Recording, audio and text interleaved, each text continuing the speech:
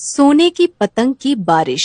लाजपत नगर की एक झुग्गी बस्ती में रीत नाम का एक लड़का रहता था। परिवार के नाम पर ना ही रीत का कोई अपना था और ना ही रीत की जिंदगी में कोई ऐसा था जिसे रीत अपना कह सके। यही लाजपत नगर के अनाथालय में रीत की आँख खुली थी, जहाँ उसे पाल पोस कर बड़ा किया गया। अनाथालय की चार दीवारी जब रीत से बर्दाश्त नहीं हुई तो 18 साल का होने पर रीत वो मस्त मिठाई खिलाती है, चल चल। उस औरत के इतना कहने पर रीत उसके परिवार के साथ दिवाली मनाने चला गया। उसे अपने साथ ले जाकर उस औरत ने घर की बनी मिठाई खिलाई और फिर उसे बढ़िया खाना भी खिलाया। खाना खा के घर के सभी लोग पटाखे छुड़ाने बाहर आए। उस औरत के बच्चे रंग बिरंगी फुलझड़ियाँ जलाने लगे। उन्हें देखकर रीत का भी फुलझड़ियाँ जलाने का मन करने लगा। भाई मेरे को भी एक फुलझड़ी जलाने को दो ना। मैं क्यों दूं? मेरे बाबा मेरे छुड़ाने के लिए लाए हैं, मैं नहीं दूंगा। अच्छा भाई अपनी वाली छुड़ाने के लिए दे दे, बस थोड़ी देर पकड़ के वापस कर दूंगा। अच्छा थोड़ी देर के लिए तो मैं तुझे अभी देता हूँ, बस 2 मिनट में। ये कहकर रीत ने उस बच्चे से फुलझड़ी ले ली, लेकिन रीत के फुलझड़ी लेते ही वो बच्चा झूठ मूठ कर रोने लगा और सीधा अपने बाबा के पास गया। बाबा वो छोकरे ने मेरी फुलझड़ी ले ली। उसके बाबा गुस्से में तमतमाते हुए आए और रीत से फुलझड़ी छीनकर उसे लात मार दी। साले अनाथ, तुझे हाथ क्या दिया? तू तो सिर चढ़ गया, मेरे छोकरे की फुलझड़ी छीनेगा। उस औरत का पति रीत को लातों से मारने लगा। भाऊ भाऊ मार क्यों रहे हो? मैंने छीनी नहीं है, बस तेरे छोकरे से थोड़ी देर के लिए ली थी, आई शपथ। अच्छा तो तू कहना चाहता है कि मेरा छोकरा झूठ बोलता है?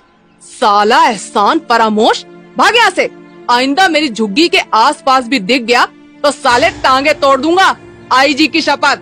रीत रोता रोता वहाँ से भाग आया और पास के ही गणेश पंडाल में जाकर बैठ गया। गुस्से में वो गणेश जी के सामने अपनी दास्तां सुनाने लगा। हे देवा, एक तो आई बाबा भी नहीं दिए, त्योहार में कोई साथ निभाने वाला भी नहीं दिया, ऊपर से आज एक परिवार के साथ दिवाली मनाने का मौका मिला तो तूने वो भी मुझसे छीन लिया। इतनी ही चिंता है तुझे अपने भक्तों की।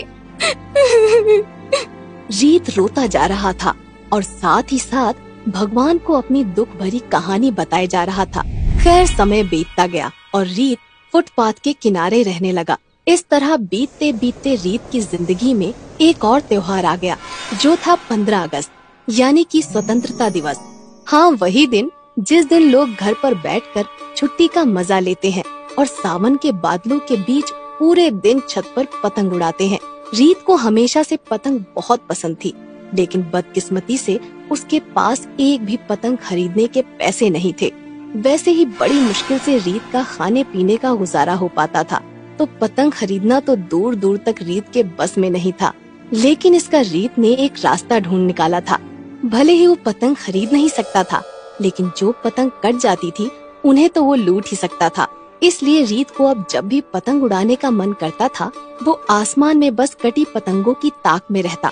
जैसे ही कोई पतंग कटती, रीत बिजली की तरह उसके पीछे दौड़ पड़ता और उससे जुड़े थोड़े से मांझे के हिस्से से ही पतंग उड़ा लेता था। एक दिन ऐसे ही आसमान में रीत को एक बहुत सुंदर हरी पतंग दिखी, जो कट के हवा में लहरा रही थी। रीत को हर हाल में वो पतंग चाहिए थी। रीत दौड़ता दौड़ता उसके पीछे गया और बहुत दूर तक उसका पीछा करता गया। आखिरकार रीत ने उस पतंग को पकड़ ही लिया और उसे लेकर वापस आने लगा। तभी रास्ते में उसे 3 लोग बाइक पर दिखे, जो बाइक से उतरकर उसके रास्ते में खड़े हो गए। भाऊ रास्ते से हटने का ना, मेरे को जाने का है। अरे ओ छोकरे, चले जाना, लेकिन पहले ये पतंग तो देता जा। नहीं भाऊ, ये बेचने के लिए नहीं है, ये मैंने पकड़ी है पतंग। ए, हमारी पतंग है ये, इतना ही शौक है तो खुद की पतंग खरीद जाके। लेकिन भाऊ पतंग तो मैंने पकड़ी है ना, तो अब ये मेरी हुई। ए छोकरे, तू ऐसे नहीं मानेगा, समझाओ रे इसको अच्छे से। ये कहकर वो लोग रीत को मार मार कर उससे पतंग छीन लेते हैं। रीत रोते रोते अपने आप को झाड़ कर उठा और दूर एक सड़क के किनारे जाकर बैठकर रोने लगा। तभी अचानक रीत के बगल में एक पतंग कटकर अपने आप गिर गई। रीत को नहीं पता था कि ये पतंग किसकी थी, क्योंकि इसमें तो डोर ही नहीं थी और ये वाली पतंग तो पहले वाली से भी सुंदर थी। सुनहरी रंग के बिल्कुल सोने की तरह पतंग, लेकिन वो पतंग बहुत भारी थी। रीत को भी ये देखकर बहुत हैरानी हुई कि इतनी भारी पतंग हवा में कैसे उड़ रही है। खैर रीत उसे लेकर अपने सड़क किनारे के टेंट में ले गया और उसे देखने लगा। पतंग को वो देख ही रहा था कि अचानक उससे पतंग की नोक का हिस्सा टूट गया। रीत को ये देखकर हैरानी हुई कि कागज की जगह वो पतंग किसी धातु की बनी हुई थी। अरे ये कैसी अजीब पतंग है, इसके सुनहरे रंग से तो ये सोने की लग रही है। नहीं, ऐसे ही किसी ने रंग चढ़ा दिया होगा, लेकिन एक बार इसे कल सुनार से दिखवा लेता हूँ। रीत अगले दिन वो नोक का टुकड़ा लेकर सुनार के पास गया। सुनार ने उस टुकड़े को सोने की जांच करने वाले पत्थर पर घिस कर देखा। अरे छोकरे, तेरे हाथ इतना खरा सोना कहाँ से लग गया? चोरी किया है क्या? नहीं भाऊ, मेरी माँ का है, ये असली सोना है। अरे 24 कैरेट खरा सोना है, बेचेगा?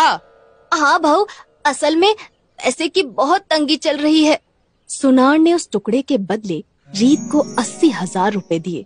रीत तो इतने सारे पैसे पाकर फूला न समाया, लेकिन उसने इन पैसों को इधर उधर बर्बाद करने की बजाय एक मिठाई की दुकान खरीद ली और धीरे धीरे पतंग के टुकड़े बेचकर वहाँ अच्छे हलवाई और लोग लगा दिए। किस्मत से रीत की वो मिठाई की दुकान चल पड़ी और उसकी खूब कमाई होने लगी। अब तक पतंग का 1/4 हिस्सा भी नहीं बिका था। धीरे धीरे रीत ने कई धंधे खोल लिए और कुछ सालों में रीत बहुत अमीर हो गया।